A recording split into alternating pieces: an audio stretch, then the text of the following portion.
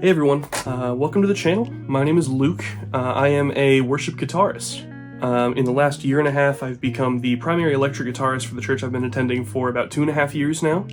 I've been playing guitar for 11 years overall, but didn't really get into the world of electric guitar and gear and playing lead until my worship pastor asked me to do it about 1.5 years ago, and I've never looked back. So really, I'm starting this channel because I love making content. I've never really had a big platform to do that, and obviously this is a brand new channel, so this isn't exactly going to have that either. But I'm really excited about this, but I'm just an everyday guitarist, as the name of the channel implies. I'm not a pro, I'm not getting paid to play guitar all the time. I just really enjoy it, and enjoy the gear side of it, and the tone side of it, but also, the worship part of it. That's why I love doing it. I have a degree in worship ministry. It's one of my favorite things to do. So every single week, the highlight of my week is going and playing guitar for church on Sunday mornings and on Wednesday nights for youth and all of those things. I love playing guitar in a worship context because it's fun. First of all, I absolutely love doing it, but also because I really love to worship, and that's a really important thing to me. So this channel, I kind of want to fit into this space in a unique little spot. We have all of these places like Worship Tutorials and Hey Worship Leader that are super awesome resources, and I don't have a Helix, I don't have an AC30, I don't have a Strymon Big Sky, but I think I do pretty well with the gear that I have, and like I said, I'm an everyday guitarist, so I'm not pouring my entire budget into guitars and boards and all of that.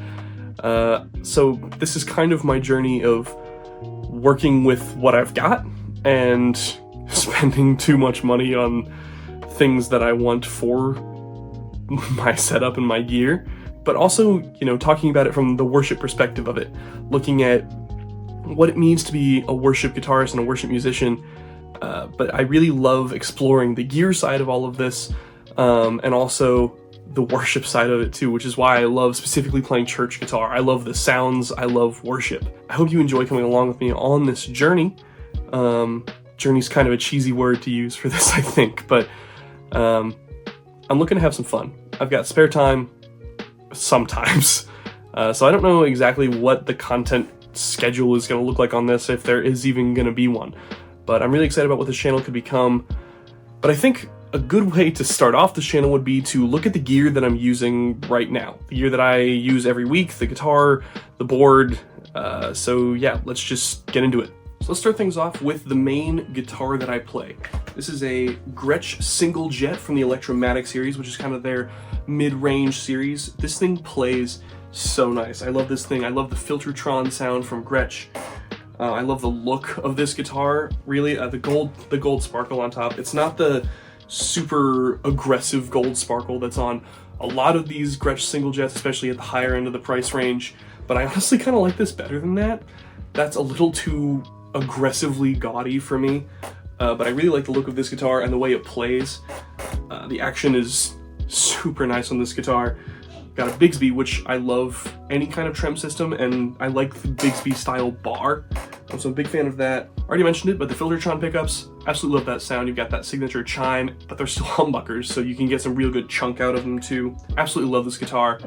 It's the main one that I'm playing for electric. And then this is a guitar that I use very occasionally. It's actually not mine, it is a friend of mine's, but it is a Squier standard Telecaster in this antique burst finish, which I think looks really nice with this tortoiseshell pickguard. I think it would also look nice with a cream pickguard, but it's not my guitar, so I don't really get to say. You can see it's been dropped down here, not by me. That happened long before me, but this guitar, for being a Squier, especially like a mid-range Squier, plays really nice. It's just a nice feeling guitar. I like the neck of this guitar.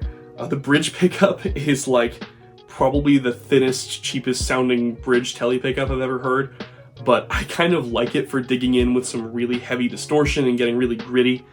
And it's a single coil, so it's gonna sound like single coils, but tele pickups are nice. The neck pickup in this, I also really do like the sound of. It's very warm though, so if you're not careful, it can get a little muddy. But the bridge pickup, I really like digging in with some gain, with a lot of gain, and especially through this little cigar box amp. I don't know if you can see it in this shot, but we'll get to it later. It's a lot of fun to play with this bridge pickup.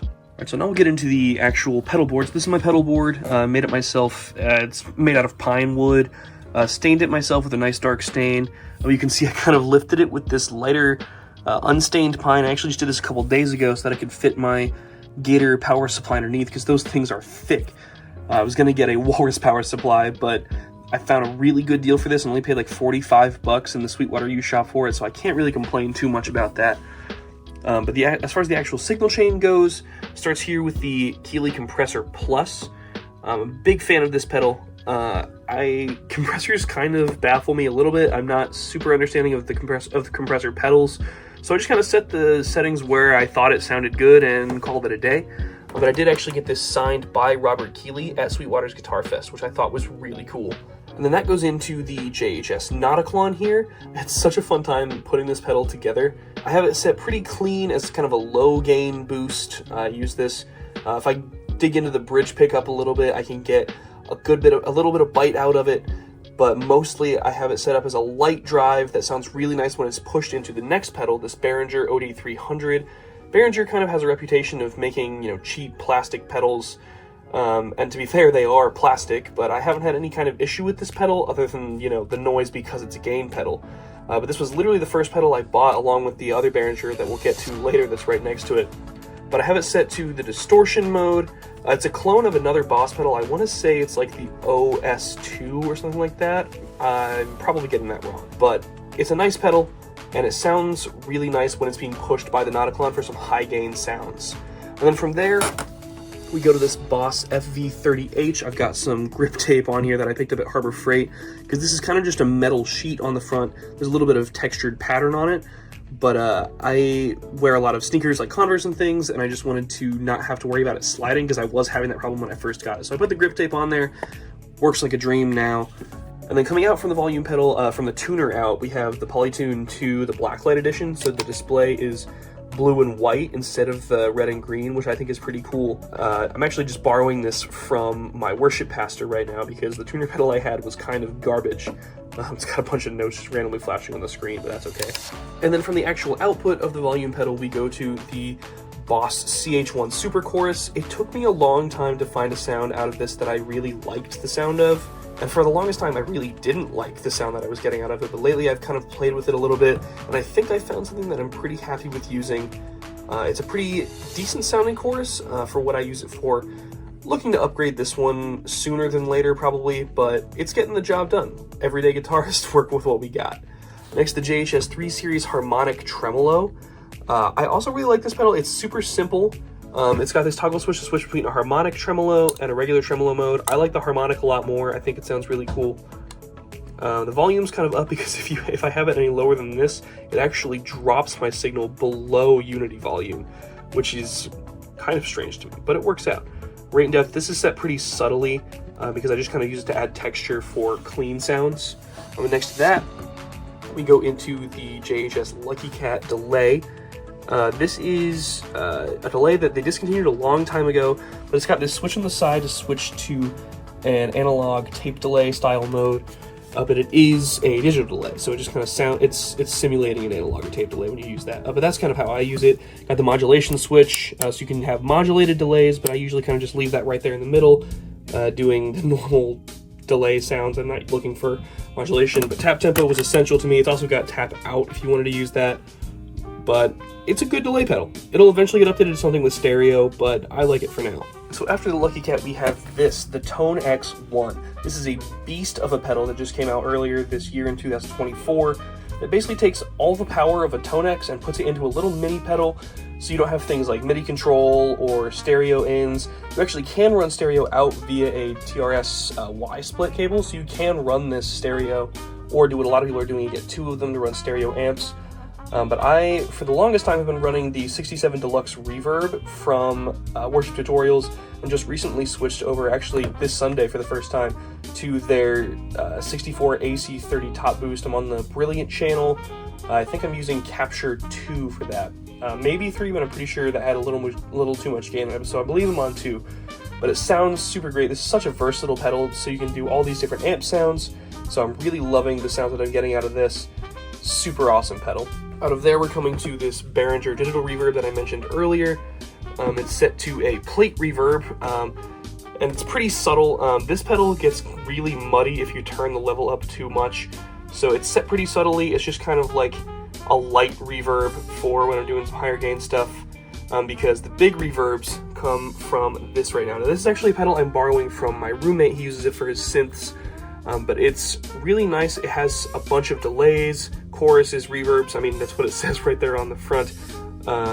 And I have it preset on there for, you know, swells and kind of really big reverb sounds. So it's got a pretty heavy reverb and what's called the ice delay in there, which is kind of like a delay with octave up. So it kind of effectively works as like a shimmer type thing, but I don't love the actual shimmer sound in this pedal, so I kind of created one on my own with a modulated reverb and the ice delay with that octave up going. And I really like this sound for when I'm running clean, for some slower songs or some songs that are just using a cleaner sound or need some more ambience to them, and it's really nice for like playing under prayers and stuff like that too. So the presets that I have going on there I really like.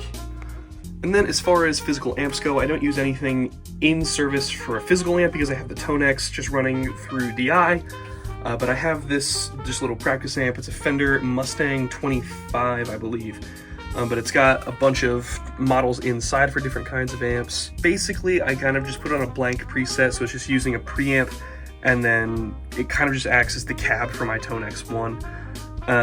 But it does its job well, and then above it, we'll go ahead and show this off since it's here. This is a cigar box amp with 2 circuits inside of it. So this is kind of, you'll see it has no controls anywhere. There's no knobs. It activates when you plug it into the 1/4 inch jack. That's how it turns on. It runs off of a 9-volt battery, but we added this little connector so I can just run it off of a barrel jack.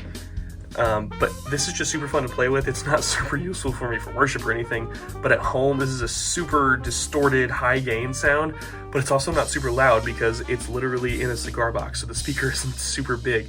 But it's super fun. I got it from a local shop called Players Gear Guitars, and it's a super fun little thing to play with even if I'm not using it for worship.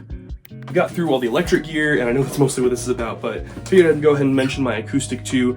This is a Taylor Academy 10E. I got it about, I want to say 6 years ago now? 5 years ago. 5 years ago. I got it in mid 2019. But I've scratched this thing a lot. You can see where the pick has hit a lot because it has no pick guard. And honestly, I like the look of that better, and I think all these scratches kind of give it character. I like that, especially on an acoustic guitar. But this thing, well, normally plays really nicely. I actually need to get it repaired. The neck needs reset, which is a pretty common thing with Taylors. They'll just shim it and they'll put it back where it's supposed to be, and then we'll be golden. But for right now, it's fine playing, you know, typical rhythm stuff. But if I'm up any farther up the fretboard, it's rough. It feels really difficult to play at the high end right now, and the intonation is awful. But as soon as I get this fixed, we'll be just fine. But I haven't been playing a lot of acoustic, so I haven't been super motivated to fix my acoustic rather than buying more electric gear or pouring more into that. But when I do have this in correct working order, I really love this guitar. It plays really nicely, and I really like the sound of it.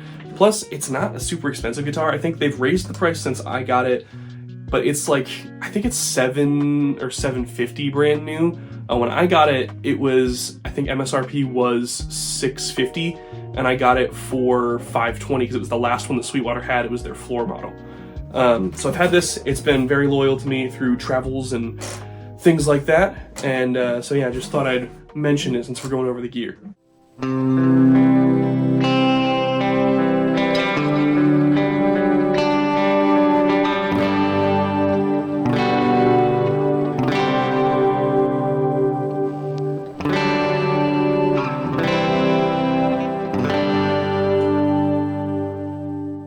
But anyway, guys, thanks a lot for tuning in to the first video on this channel. I'm really excited to see where I could go with this channel and the things that I can do with it. Hope you enjoyed seeing the gear that I'm using right now. If you have any questions about it, feel free to leave it in the comments down below, and we'll probably go over some more gear stuff as the time goes. Maybe we'll look at some of the individual pedals, or as I get new ones or whatever, we'll do that. But I would appreciate it if you would subscribe and maybe even share if you're feeling it. If you know some other guitar players that are especially in the worship world, feel free to do that. But thank you so much for watching. I'll see you in the next video.